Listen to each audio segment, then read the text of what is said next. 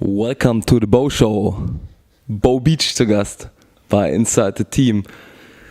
2 Spieltage vor Ende der regulären Saison, direkt vor dem Spitzenspiel gegen Chemnitz. Beau, welcome. Welcome. Thank you. How are you doing? Doing great. All right. Yeah. So it's getting serious. Players are around the corner. Still 1 more week to go. So I thought today we're putting all the seriousness besides and just doing a funny interview. All right. You ready for it? Yeah, I think it can be funny. Okay, so let's start with the most important, most recent stuff. You and Drew, you did a hilarious video on YouTube. I explained to the visitor, listeners, real quick. Also Drew und Beau haben bei YouTube, den Link gibt es bei uns auf diversen Social Media Plattformen, ein Video aufgenommen, in dem sie deutsche Snacks probiert haben, die ein bisschen bewertet haben nach gut und schlecht. Lohnt sich absolut anzuschauen und ich werde Beau gleich mal ein bisschen auf den Zahn fühlen danach. So, you tried a couple of German snacks together with Drew. Yeah. First one, how did you prepare this? So you just went to the supermarket and bought different German stuff, or you did some research before? We did a little research before. We Googled what were like traditional German snacks or traditional for the country, and we tried to find the ones that to us were the most uncommon. And there was a lot of options, but what we chose in the video we thought were the most interesting and stuff that we don't usually see in America.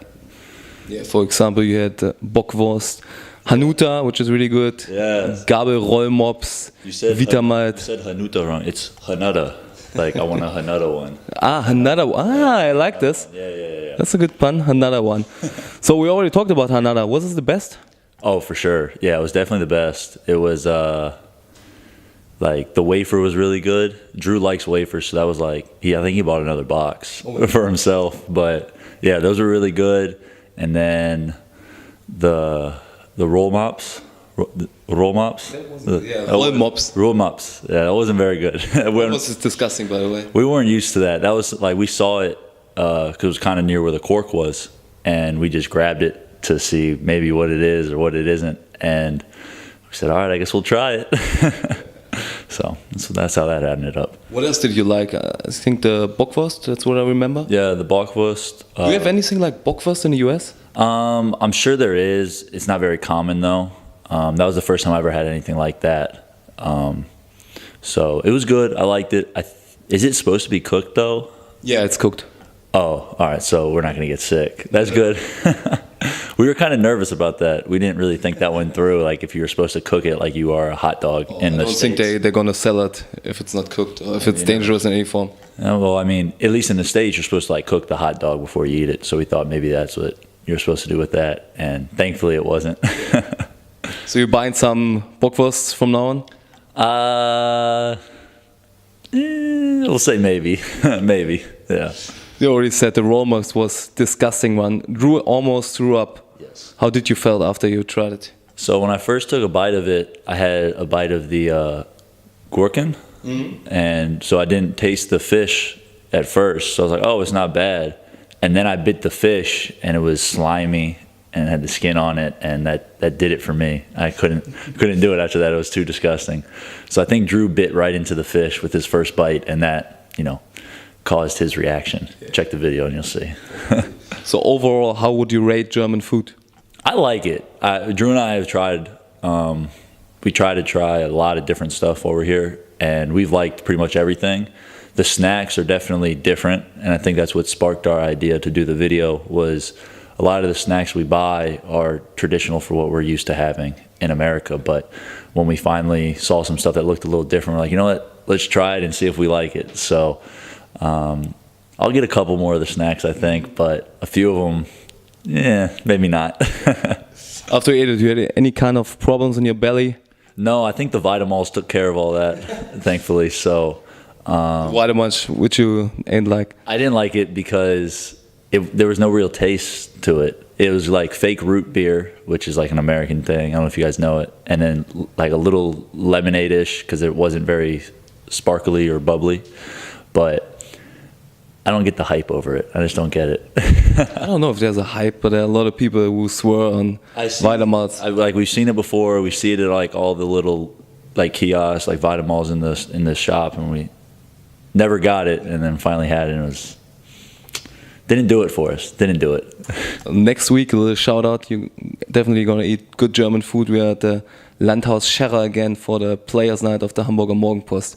Remember the one? Yes. With the duck. Yes. And all the good meat. That was very good.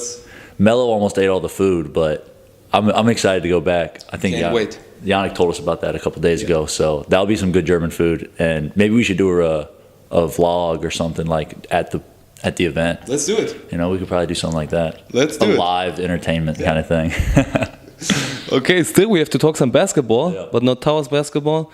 March Madness starts right now. You're watching March Madness? Yeah, I think tonight I'll invite some of the guys over, make some dinner, and turn on the game on the laptop and the TV and watch a few at a time and just kind of hang out. Because games start right after our practice, so might as well watch them. And, you know, it's one of those things in America, it's a big deal. And the fact that people here in Germany know about it and want to participate too, I think shows how big of a deal it is. So it'll be fun to watch and hang out with the guys and have a good meal too. Yeah. You did some bracket challenge with the team?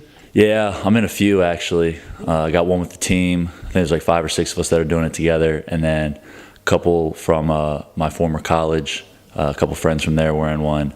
And then I think I just joined another random one for fun. You can win like $1 million if you get them all right. So I said, yeah, why not? You can spend it. Yeah, who knows? So who you pick? I like Duke.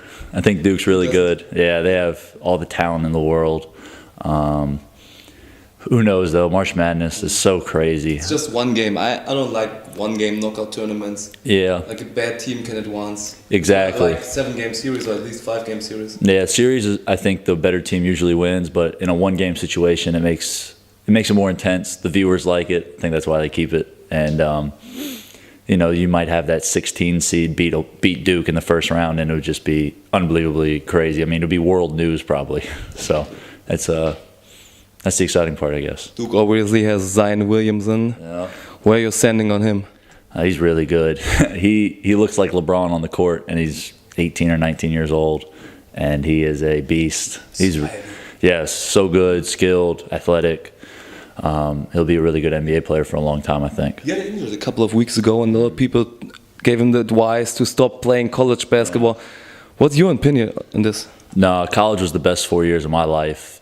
So I think for him, even though if it is only a couple more months before he goes to the NBA, he should be playing and enjoying it with his teammates and coaches. 'Cause that's why he's there at the school, for the team and for the campus and for the students and all that kind of stuff. So he should be there playing, and I think he made the right decision. Get healthy and then play. I think so too, because he probably loves playing basketball all the time. So why should he stop now? He's a millionaire anyway with all the shooties, and he won't drop down to number 2 or 3 or anything else in a draft board, even if he gets injured right now. Yeah. Exactly. He'll be a top 3 pick, even if he's hurt or not or anything. So I think he's number 1 for sure. Yeah, you never know. The lottery system, it all depends in the NBA, but he's definitely that good to be number 1 pick. So he'll be fine. Your Florida guys aren't in the tournament, I guess, are they? No. We lost to Liberty, who ended up winning the tournament for our conference. They're playing Mississippi State. So I actually have Liberty winning the game. That's like one of my upsets. So hopefully, you know, it'd be nice to see Liberty win a game for the conference. But who are you rooting for now? Well, there's a couple guys that I know that are playing. So I'll be rooting for them. There's a guy that plays for Yale. He's from Jacksonville, so I'll be rooting for him and his team. They play LSU tonight. And then, obviously, Liberty, you know, just the connection to the conference. Go for them a little bit. And I always root for, like Florida, just because, you know, from Florida, so I kind of root for them a little bit. But really, there's nobody I, want to win. I just like enjoying basketball, watching it, and good games. So that's all I want to see. All right, so last one before I let you go.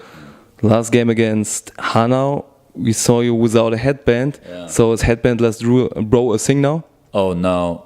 It's just, I just want to keep the people on their toes, keep them second guessing, you know, never know what I'm going to do. I think it adds more to the game. For instance, people coming into the Chemnitz game on Saturday night, they don't know if I'm wearing a headband or not. It's a big question mark in the game. So I think I told a few people I have a surprise coming up, and I think everybody will enjoy it. But, you know, I just want to keep that secret and personal, and then when it happens, everybody's going to be like, wow. That's what I'm going for. Talking about surprises, that's a favorite, a good German snack too. Surprise eggs, the chocolate eggs with a surprise inside. Have you tried them? No. I might need to try that next. I get you one. All right, there we go. That sounds good. Right, Beau. Thank you, Rupert. Thanks a lot. Thank you. Und wir haben eine wichtige Frage also am Samstag zu klären. Trägt Beau Headband oder trägt das nicht? Alle, die in der Halle sind, können sich vor Ort davon überzeugen. Alle, die zu Hause bleiben müssen, www.airtango.live. Wir sehen uns kommende Woche wieder. Vielen Dank, macht's gut.